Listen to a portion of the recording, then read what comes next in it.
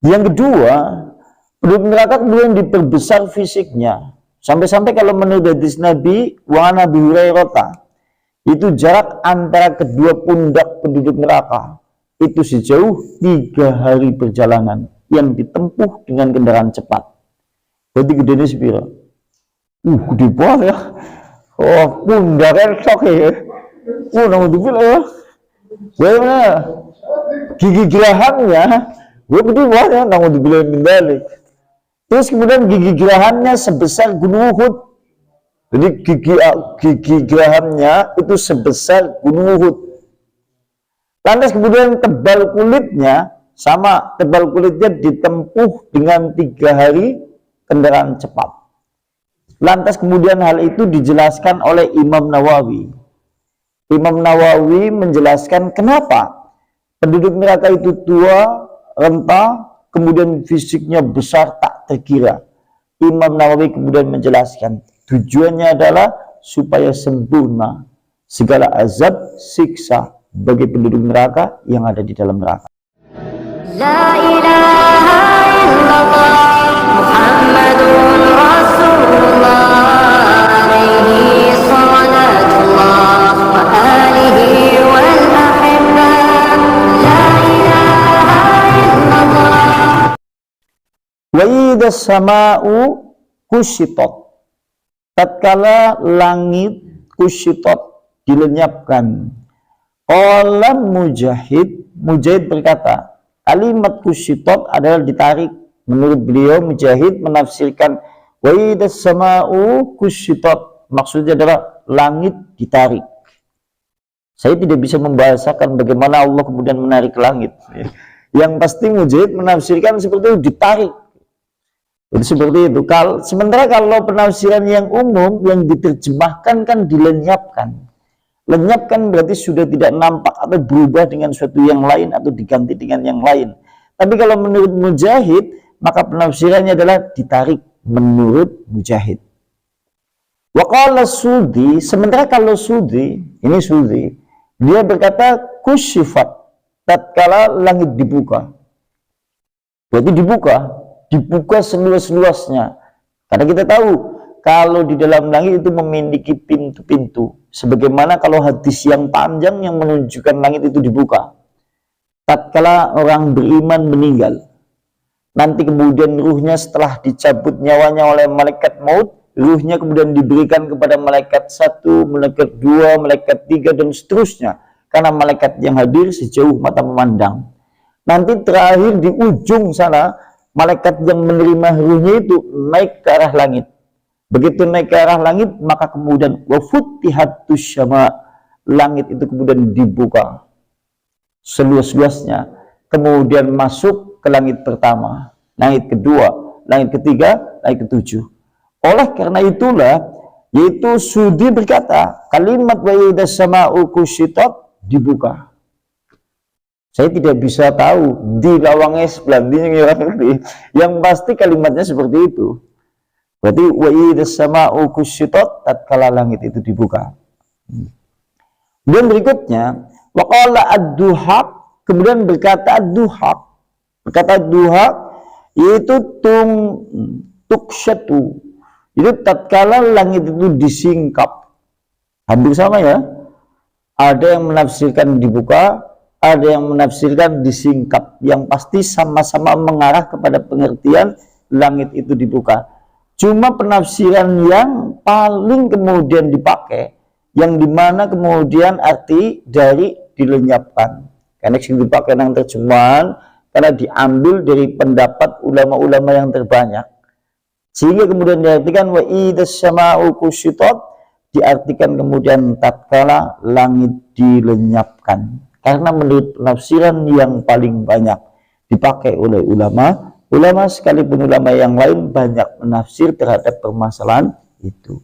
Yang pasti ini menunjukkan yaitu peristiwa yang maha dahsyat yang akan menimpa kehidupan manusia. Pengadilan hendak ditegakkan sehingga surga didekatkan, neraka didekatkan, manusia kemudian diserahi buku catatan amalannya. Karena menunjukkan paripurna manusia, apakah kemudian di surga bahagia selama-lamanya, apakah di neraka selama-lamanya. Kemudian berikutnya, kata ad-duhaq, itu tatkala langit itu disingkap, begitu disingkap, wa tudhabu, kemudian langit itu dilenyapkan. Nah, kalimat inilah yang banyak dipakai oleh penafsiran ulama. Dibuka, dilenyapkan. Wallahu a'lam bishawab terkait masalah itu. Kemudian berikutnya, wa idal jahimu syungirat. Tatkala neraka jahim, neraka jahanam, syungirat, dipanaskan. Qala Sudi, berkata Sudi, uhmiyat, dipanaskan dengan sungguh-sungguh. Jadi tatkala neraka jahanam betul-betul dipanaskan dengan sungguh-sungguh. Wa qala Qatadah, sementara Qatadah kemudian berkata ukidat, dinyalakan. Dan kita tahu kalau dalam bahasa hadis Nabi sebagaimana berulang kali disebutkan, neraka itu dinyalakan 3000 tahun. Kalau menurut hadis kan ukida 'alaiha alfasana. Neraka jahanam itu dinyalakan 1000 tahun hatta ikhmarat, sampai warna apinya menjadi merah, menyala. Summa ukida 'alaiha alfasana, kemudian dinyalakan 1000 tahun lagi sampai warnanya menjadi putih. Summa ukida 'alaiha alfasana, dan dinyalakan lagi 1000 tahun sampai warnanya hitam pekat. Wahia sauda'u mudlima, maka hitam pekatnya itu seperti malam gelap gulita. Maksud dari kalimat idal jahimus sungirat, yaitu tatkala neraka itu dipanaskan, maksudnya dinyalakan sampai warnanya menjadi hitam pekat. Jadi warna api neraka hitam pekat, seperti pekatnya malam gelap gulita. Wa innama yasmiruha, dan sungguh neraka itu, yaitu menyalakan api neraka itu dengan khadabullahi, kemurkaan Allah, wa khataya bani adama, dan kesalahan dosa-dosa manusia. Berarti nyala api neraka jahanam itu dinyalakan dengan kemurkaan Allah. Semakin Allah murka, maka semakin panas. Dan juga semakin manusia banyak dosa-dosanya, maka semakin meninggi panasnya. Makanya kemudian di sini disebutkan neraka dinyalakan itu dengan kemurkaan Allah dan dengan dosa-dosa yang dilakukan oleh anak manusia. Naudzubillah summa naudzubillah. Padahal kalau suatu saat kita masuk ke bab kitab yang lain, kitab yang membahas masalah sifat tunar, sifat-sifat neraka, nanti panjenengan lihat di bab yang membicarakan masalah ahlun nar, penduduk neraka. Begitu jenengan masuk di bab penduduk neraka, jenengan akan disuguhi. Yang pertama adalah bentuk fisik penduduk neraka. Bentuk fisik penduduk neraka yang pertama adalah dua renta, tak berdaya. Penduduk neraka yang pertama berarti tua, renta, tidak berdaya.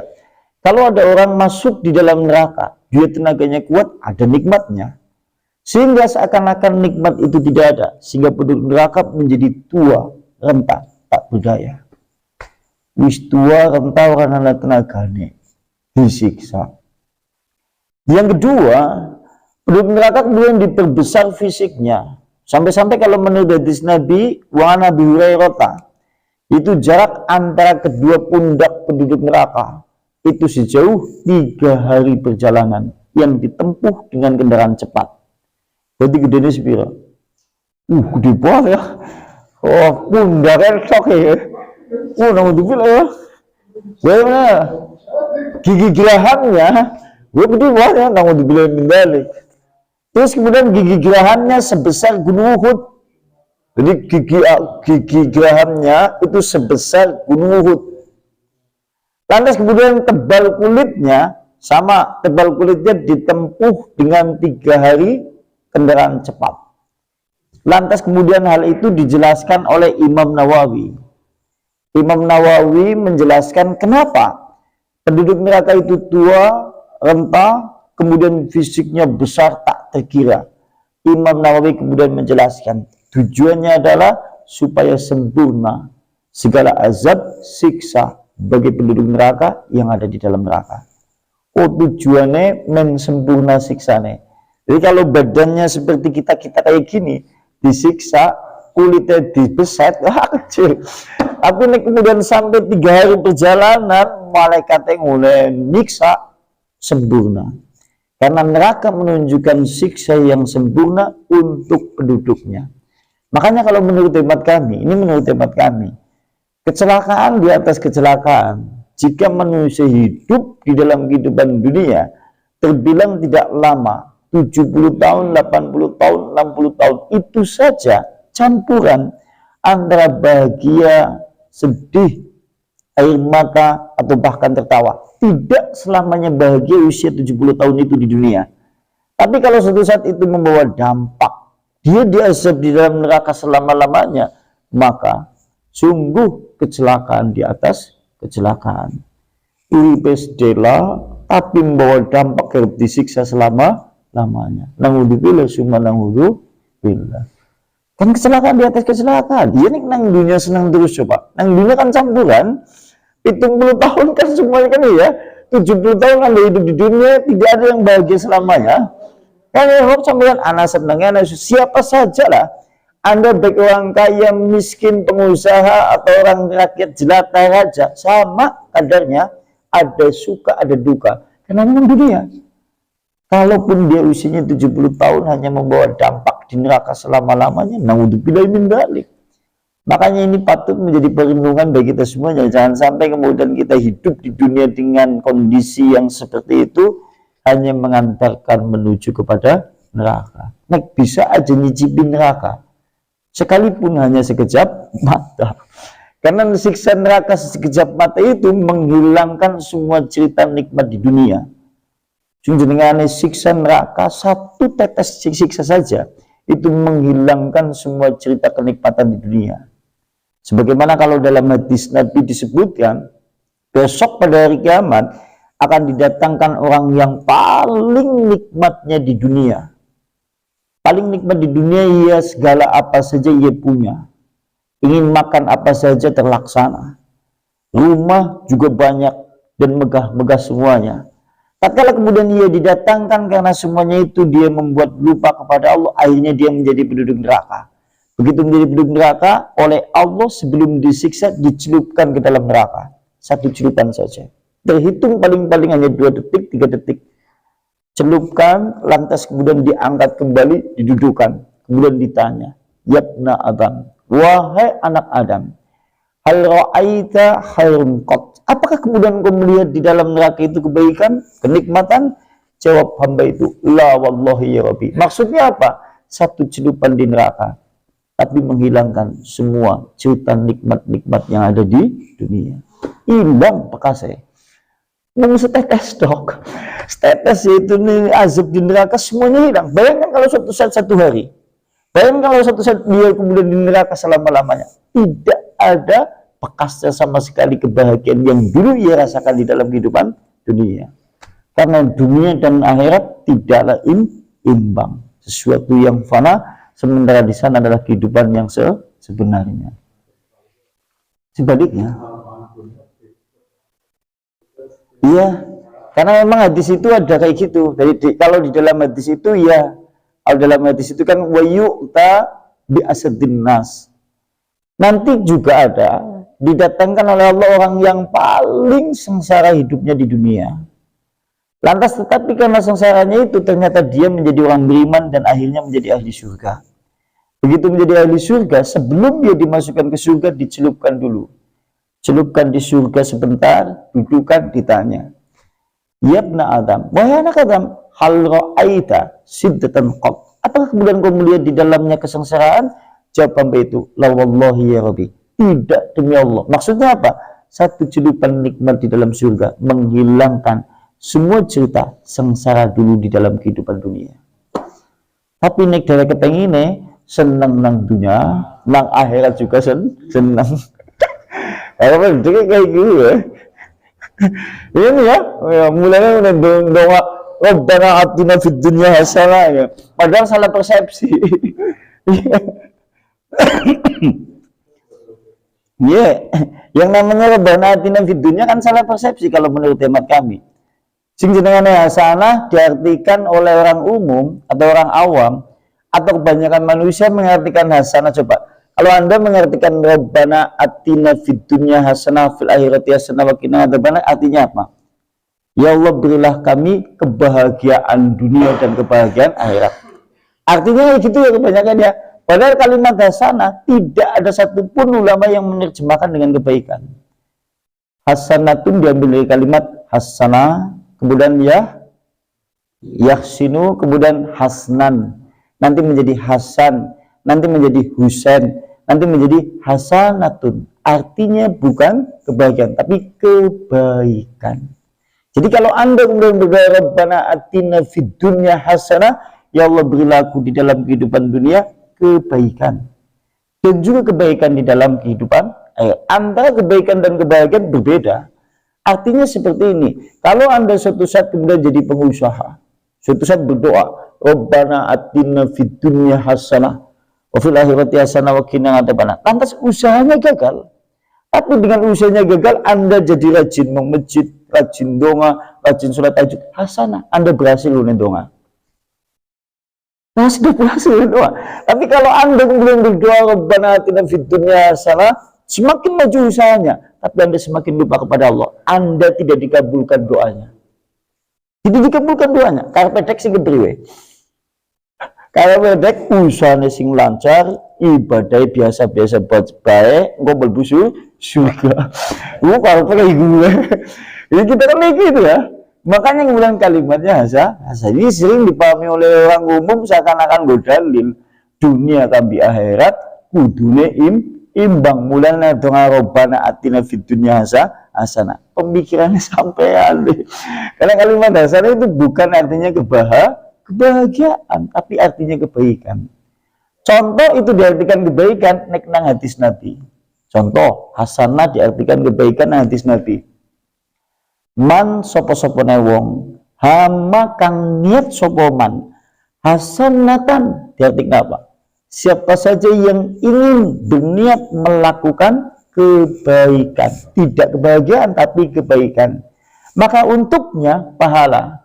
Dan apabila ada orang yang mengikutinya kemudian melakukan kebaikan itu, maka ia akan mendapat pahala dari sejumlah orang yang mengikutinya. Mulai diartikan kebaikan. Nah, kadang-kadang orang umum mulai nerjemahna salah dan dipahami juga salah. Sehingga nek wong donga Rabbana atina fid dunya hasanah seakan-akan sawah panen akeh, dagangan laris, umure panjang umur lagi ya. Seolah-olah kayak gitu. Ya, seolah-olah engkau melbu surga. Apa sampean ya? Apa sampean? Seakan-akan seperti itu. Seakan-akan gambarannya seperti itu. Dan berikutnya, wa idal jannatu uzlifat, dan tatkala surga uzlifat, qala ad-Duhaq wa Abu Malik Qatadah Rabi bin Husaim, maka kemudian kalimat uzlifat diartikan adalah qaribat ila ahliha, mendekat kepada ahlinya atau penduduknya. Berarti kalimat waidal jannatu uzlifat maksudnya adalah surga itu mendekat kepada penduduknya. Sehingga kalau di dalam penafsiran yang lain, ini penafsiran yang lain. Kalau menurut kemudian penafsiran yang lain, tatkala surga ini didekatkan, ini maksudnya adalah mendekat kepada penduduknya. Bagi penduduk surga yang ada di dalam dunia, maka surga itu seakan-akan kemudian senantiasa mendekat, sehingga ia dimudahkan untuk beramal atau untuk berbuat segala perbuatan yang mengarah menuju ke dalam surga. Yang jenengan dimudahkan untuk segala perbuatan yang diridhai oleh Allah dan notabene itu adalah jalan menuju surga. Anda kemudian dimudahkan untuk menempuhnya, maka surga pada saat itu didekatkan dengan Anda. Tapi tatkala kemudian antum, tatkala kemudian seakan-akan berat melakukan amal soleh, melakukan amalan-amalan yang notabene itu kebaikan, seakan-akan kemudian tubuhnya berat, maka Anda termasuk hamba Allah yang dijauhkan dari surga dan didekatkan dengan neraka. Suatu saat Anda kemudian menemui kondisi-kondisi yang seperti itu, maka paksakanlah untuk tetap melangkah menuju surga. Mulanya derek suatu saat kayak pot paksa bae ke surga gitu. Itu maksudnya ya. Derek kan ora ya. Ora gitu. Karena kan disebutkan dalam hadis Nabi, karena penduduk surga nanti akan dimudahkan amalannya untuk menuju surga. Sebagaimana kalau di dalam hadis Nabi, tatkala Nabi itu ditanya oleh Anas bin Malik. Anas bin Malik kan pernah bertanya kepada Rasulullah, "Wa fimmal ngamalu ya Rasulullah?" Ya Rasulullah, bagaimana keadaan amalan manusia? Kalau surga dan neraka itu sudah ditentukan penduduknya. Surga dan neraka kan sudah ditentukan penduduknya. Jadi kalau kita semuanya ini sudah ditentukan oleh Allah, apakah penduduk surga, apakah penduduk neraka. Sehingga ada sahabat Nabi yang tanya kepada Rasulullah, "Fimmal ngamalu ya Rasulullah?" Bagaimana kondisi amalan manusia ya Rasulullah? Jika kemudian seluruhnya telah paripurna, ditentukan oleh Allah. Lantas Rasulullah menjawab, "Qaribu, tetap mendekatlah kepada Allah dan surga.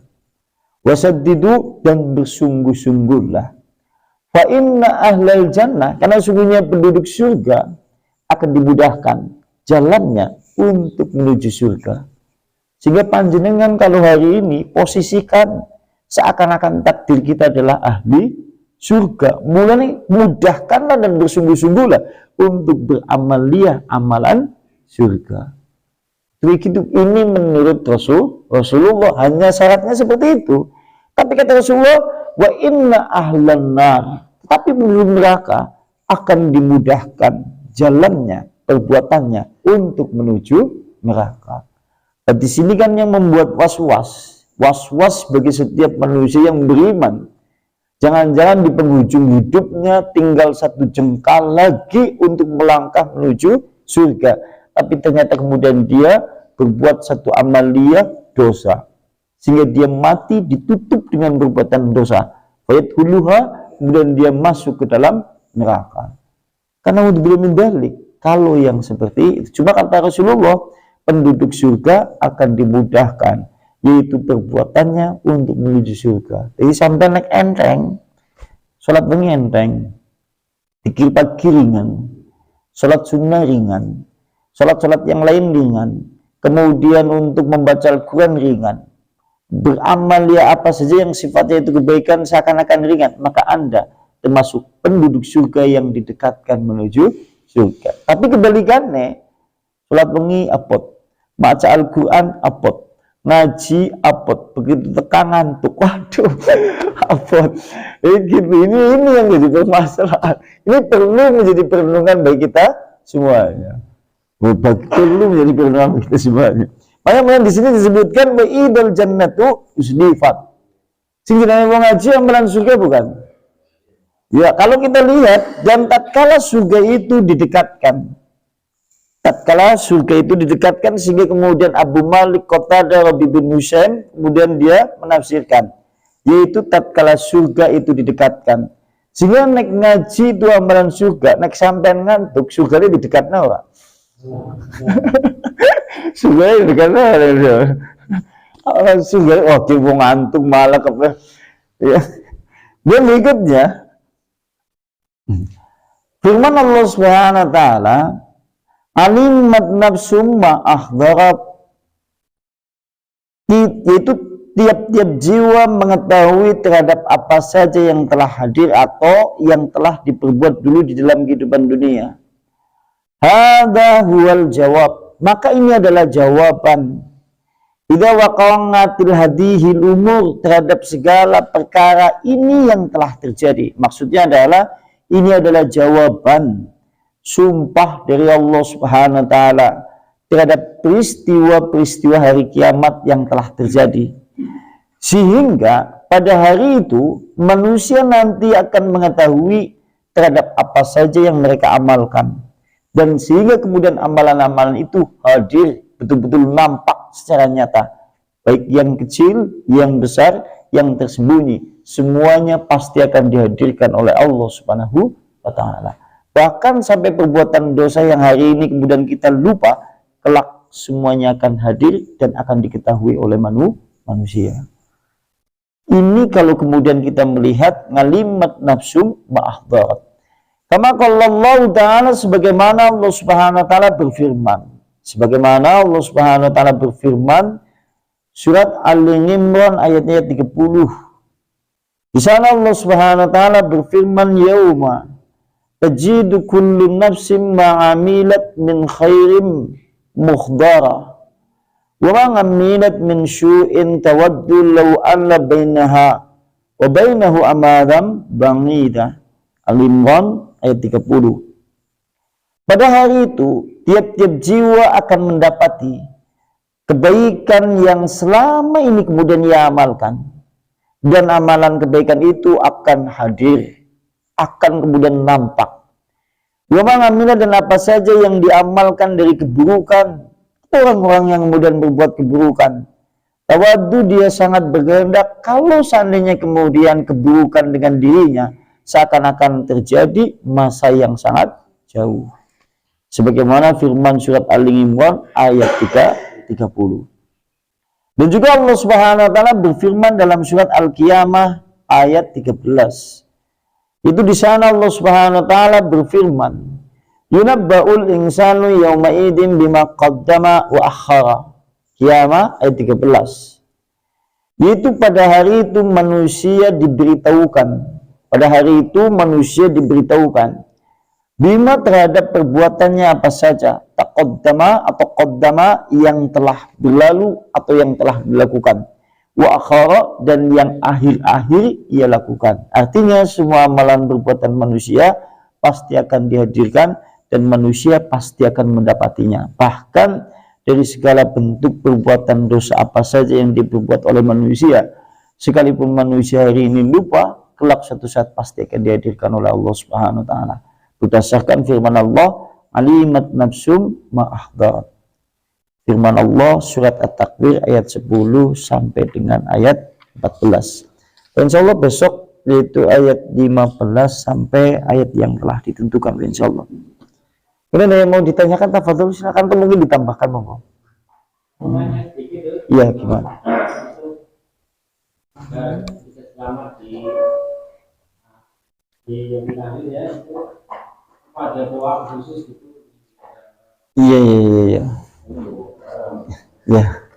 Ya memang kalau kita berbicara apakah kemudian ada doa-doa khusus terkait masalah itu, karena kan yang namanya rangkaian hari kiamat itu kan diawali tatkala manusia sakaratul maut.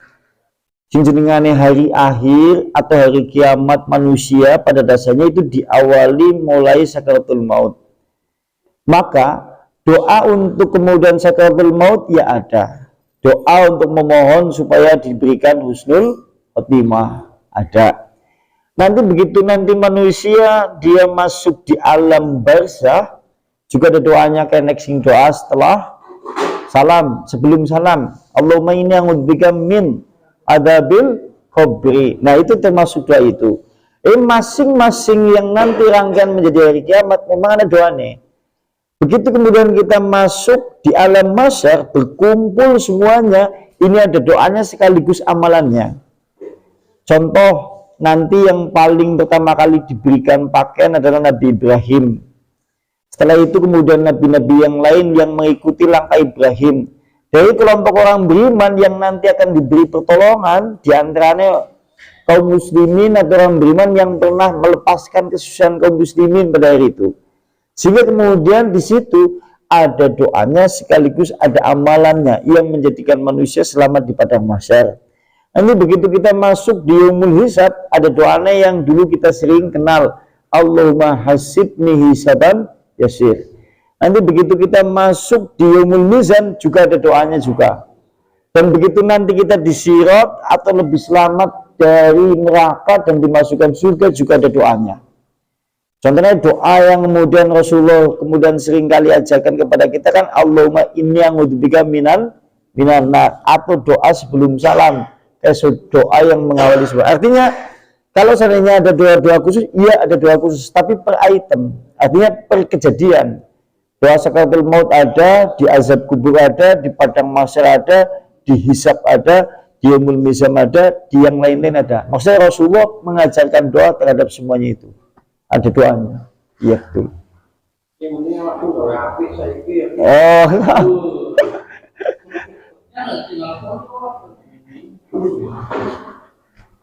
cukup ya?